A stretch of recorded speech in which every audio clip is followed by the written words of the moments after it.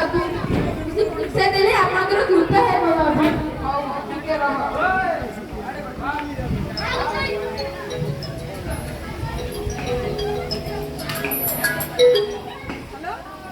hello किए बोलते कौन बोलते कौन है तुम ना केमिति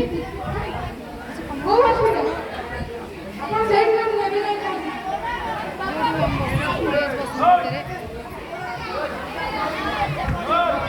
साउंड दे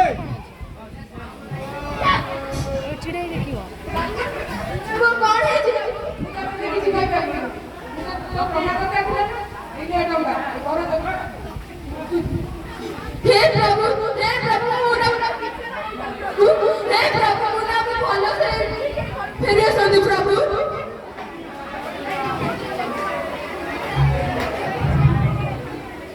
अच्छा दिव्य बाबू आपण को पिला को ठीक समय रे मेडिसिन दो नचेत ताको भलो बाबू अधिक समय लागे बाबू मुना कौन है बाबू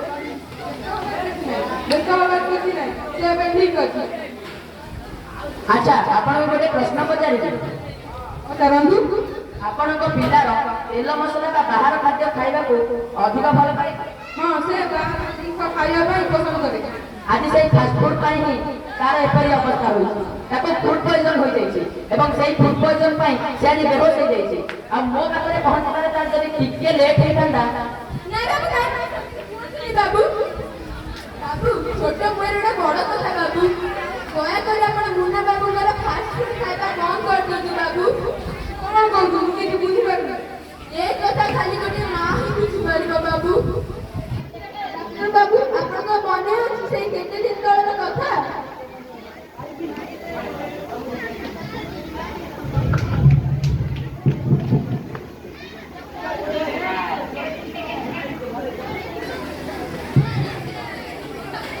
आज सुंदर बड़ा है ना ମୁଁ ତ ପୁରା ଖୁସି ଯାଇছি କାଲି ସ୍କୁଲରେ ସାର୍ ମୋତେ ଛୁଟି ଦେବେ ହଁ ମୁଁ କଥା ଜଣେ ତ ନେଇ କରିଦେବି ହେଲା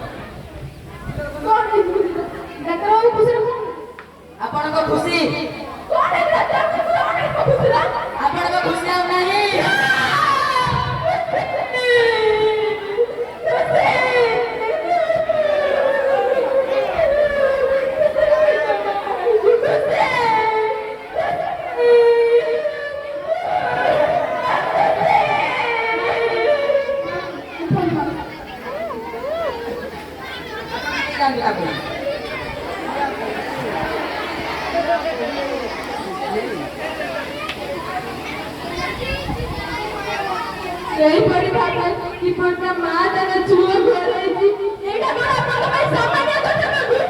अच्छा आपण ताले से टिकी छियर मां हो मु से टिकी छियर मां जे कि दाम छुआ के हरे देई से बिल्कुल ठीक कथा कहछनी एवं मो आदि बेळ थाले तो आपण सचेतन कराई देउछि एवं मो सामने अवस्थित एही समस्त जनसाधारण एवं अभिभावक मंडल को सचेतन कराई देउछि कि आपण निजे फास्ट फूड कम खांतु